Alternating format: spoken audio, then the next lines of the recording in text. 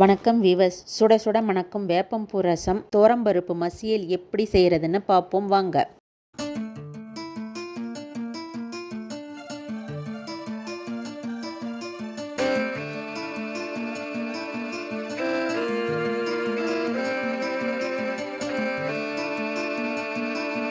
மகாபூஜனா ஒரு கப் துவரம்பருப்பு எடுத்து ரெண்டு முறை கழுவி எடுத்துக்கணும்.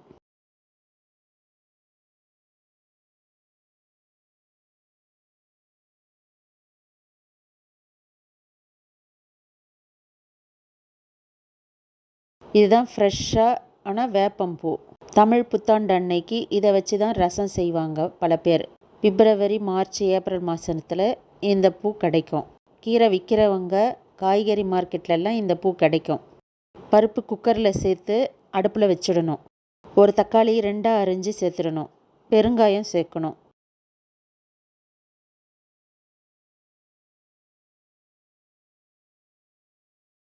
விளக்கெண்ணெய் 1/4 டீஸ்பூன் சேர்க்கணும். கொதி வரும்போது மூடி போட்டு 6லேருந்து 7 விசில் போடணும்.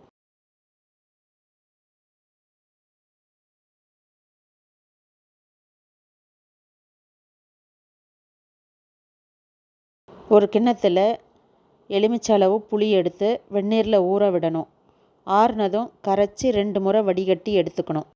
வேப்பம்பூ கொஞ்சம், காரத்துக்கு தேவையான பச்சை மிளகா 2 கீறினது, கருவேப்பிலை, கொத்தமல்லி தேவையான அளவு எடுத்துக்கணும். விசில் அடங்கினதும் குக்கர் மூடியை திறந்து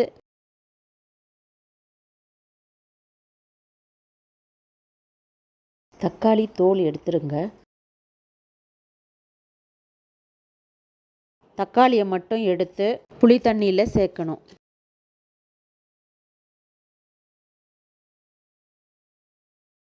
பருப்பு நல்லா வெந்துட்டதுனால குக்கர்லேயே அப்படி கடைஞ்சிக்கலாம். கடைஞ்சிய பருப்பை ஒரு கிண்ணத்தில் சேர்த்துடணும்.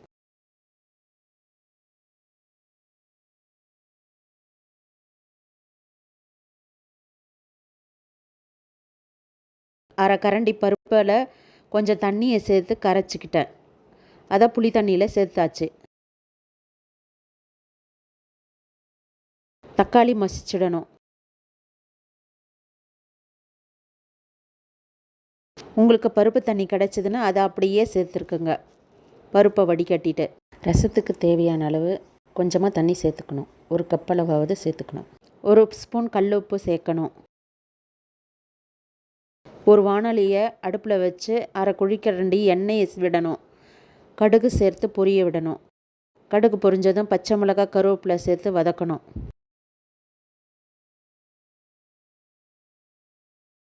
வேப்பம்பூ சேர்த்து வதக்கணும். லேசாக வதக்கினா போதும்.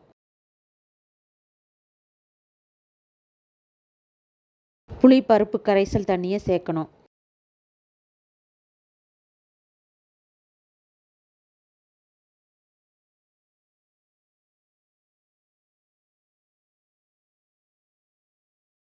மிளகு சீரகத்தூள் சேர்க்கணும்.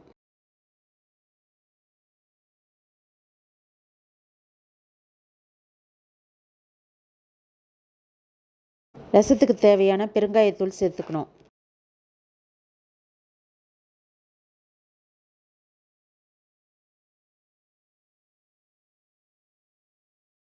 எட்டு பல்லு இடித்த பூண்டு சேர்த்துக்கணும்.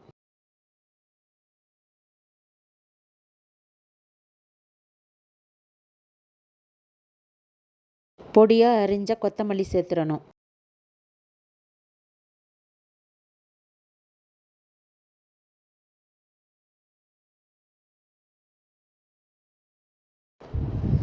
இந்த ரசம் கொதிக்க விடக்கூடாது. நல்லா நுரைச்சி வரும்போது அடுப்பை அணைச்சிட்டு பரிமாறுற பாத்திரத்தில் சேர்த்துடணும்.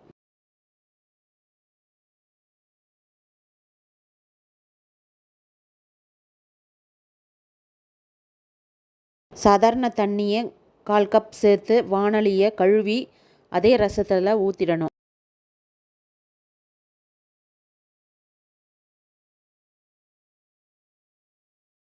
தட்டு போட்டு மூடிடணும். பரிமாறும்போது எடுத்துக்கணும். பருப்பு மசியலில் தேவையான அளவு உப்பு கொஞ்சம் தண்ணீரில் கரைச்சி சேர்த்து கலந்துடணும்.